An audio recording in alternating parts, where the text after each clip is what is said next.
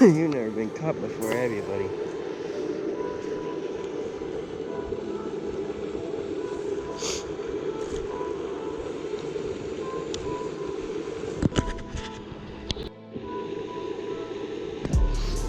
See you later.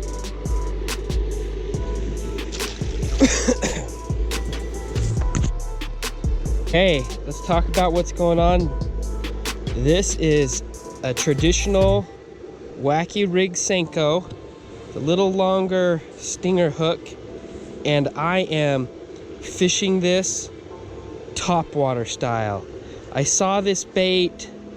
A Senko's been around for ages, and there's just so many cool things it can do, and this is a new thing I just learned on accident.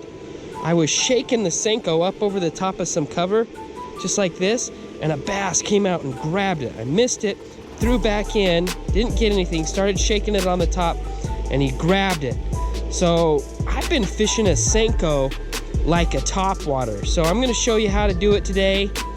Fishing Senkos on top, super fun. Just a wacky rig, 4-inch Senko, topwater style. Great way to catch bass in the fall. Let's go.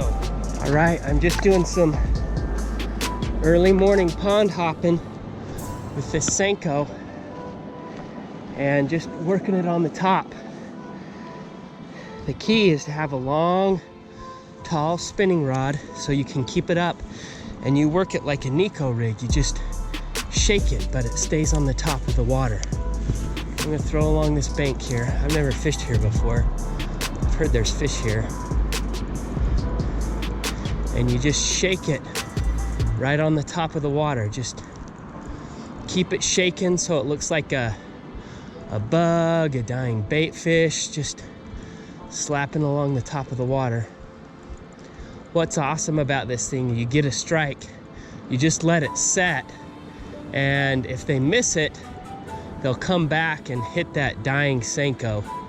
It is just an incredible technique, a great way to get bites and cover water faster on a Senko, and they really like it. I saw this watching some Japanese bass shows. I'm like, dude, this guy's like working a Senko on the top, and he was getting tons of bites on it. He had a little weight on it, but I think you just want it weightless and just shake it along the top. What's nice about it is it, stays up out of the cover. You get a strike, you let it fall, and then, if you're in a saucy area, you can just let your Senko dip down and get them. Try one out across the open.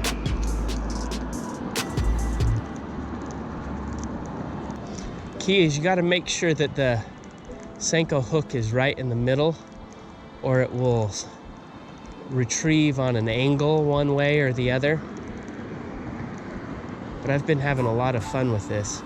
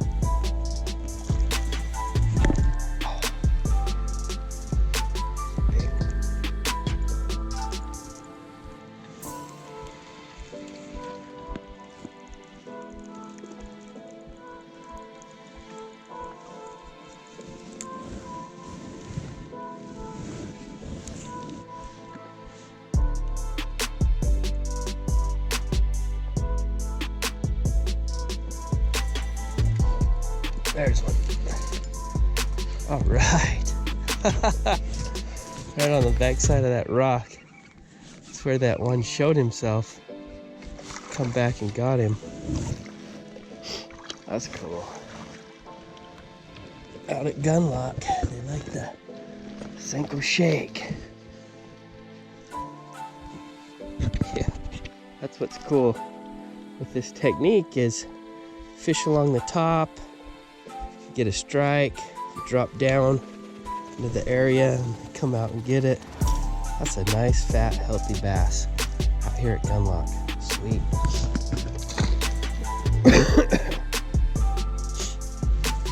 Well, what up, Kraken bass fans? This is a real cool technique, this little topwater Senko fishing. Now, I discovered that I actually like the Ned worm by Robo Worm. It floats a little bit better, so it stays up on top a little bit easier and shakes really well. But the 4-inch Senko worked really good too with a wacky rig. You just have to work it a little bit faster. The nice thing about the Senko is it falls faster. So if you saw a deep hole or something, you could flip your Senko in, and I caught a couple doing that. But the Ned worm, you know, it stayed up on top, and those bass will come up and suck that Senko down off the surface. Whoever thought you could fish a Senko as a topwater and catch a lot of bass? So anyway, try this technique out on your lake, see if it catches a few fish for you, and hopefully I can keep giving you good tips to keep cracking bass. Lastly, you know, don't forget to go to the link in the show notes. I got a pair of bass fishing pliers, a weigh scale that can help you out on the water, and some other great fishing products. So anyway, hope you're staying stoked and this info is helping you out on the water. Late. Bye.